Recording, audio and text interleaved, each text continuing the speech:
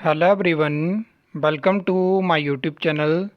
इस वीडियो में हम बात करने वाले हैं एचपीपीएससी शिमला के जो आने वाले एग्ज़ाम है उसमें आपको जो पेपर वन देखने को मिलेगा, तो उसमें हम एनालिसिस यहाँ पे करने वाले हैं। अभी दो एग्ज़ाम हो चुके हैं जहाँ पे पेपर वन और पेपर टू आपको देखने को मिला, और अगर आप उन दोनों एग्ज़ाम के पेपर वन देखोगे तो पेपर वन जो है वो ईज़ी नहीं है।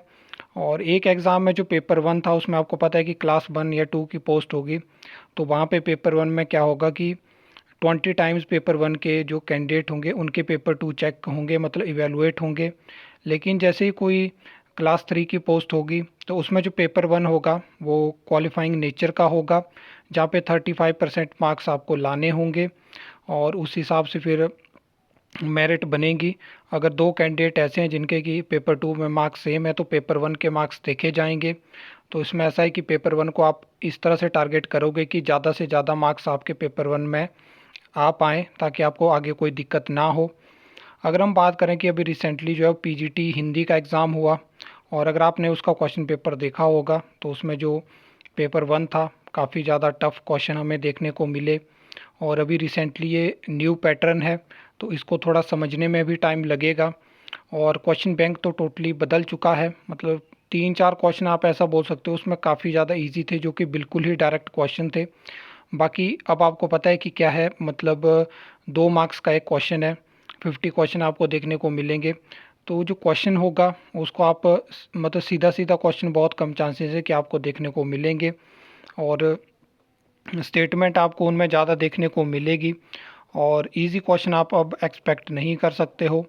बहुत सारे लोगों को कमेंट आ रहे थे कि हमने जैसे पेपर वन देखा तो हमें कोई बुक रिकमेंड करिए, कुछ स्टडी मटेरियल रिकमेंड करिए। तो उस पेपर को देखने के बाद मैं यही बोलूँगा कि बुक से तो मुझे नहीं लगा कि वो डायरेक्ट क्वेश्चन हमें देखने को मिले थे। उसके लिए आपको पूरी नॉलेज होनी चाहिए हर एक चीज़ की, और अगर आपने पूरा डिटेल में हर एक चीज़ को पढ़ा है तभी आप उन क्वेश्चन से डील कर सकते हो। अदरवाइज़ आपको कुछ कुछ चीज़ों का पता नहीं है और डीपली आपने उन चीज़ों को नहीं पढ़ा तो आप पेपर वन ईजिली नहीं कर पाओगे। अब बाकी देखने वाली बात होगी कि क्या पेपर वन कांस्टेंट रूप से जो है वो इस तरह से ही टफ हमें देखने को मिलता है या कंपटीशन के हिसाब से पेपर वन रहता है, क्योंकि अगर ज़्यादा लोग अप्लाई करते हैं तो हो सकता है पेपर वन आपको और ज़्यादा टफ देखने को मिले, और जहाँ पे कम पोस्ट रहती हैं और कम लोग अप्लाई करते हैं तो पेपर वन आपको और इजी देखने को मिल सकता है, क्योंकि कंपटीशन जो होता है वो उस हिसाब से होता है। बाकी अभी 11 तारीख को भी एक पेपर होने वाला है पीजीटी का, तो देखते हैं कि उसमें पेपर वन हमें किस तरह से देखने को मिलता है। उसके बाद इन दोनों की एनालिसिस करने के बाद मैं आपको पूरा बताऊंगा कि कहाँ कहाँ से किस टॉपिक से हमें क्वेश्चंस देखने को मिले, क्योंकि आने वाले काफ़ी ज़्यादा एग्ज़ाम्स हैं जिनकी आप प्रेपरेशन कर रहे हो। क्लास थ्री में भी काफ़ी ज़्यादा और एग्ज़ाम हैं जिसमें कि अभी रिसेंटली जो वैकेंसी एडवर्टाइज हुई थी उनके एग्ज़ाम भी आपको देखने को मिलेंगे, तो उस हिसाब से है। बाकी ये चीज़ मैं आपको बता देता हूँ कि यहाँ पे मतलब अगर आपने एग्ज़ाम दिया हुआ है पीजीटी हिंदी का तो आप अपना ओपिनियन यहाँ पे बता सकते हो, अपना एक्सपीरियंस यहाँ पे शेयर कर सकते हो।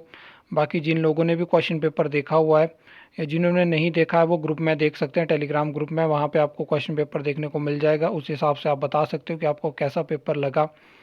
तो ये चीज़ें हैं।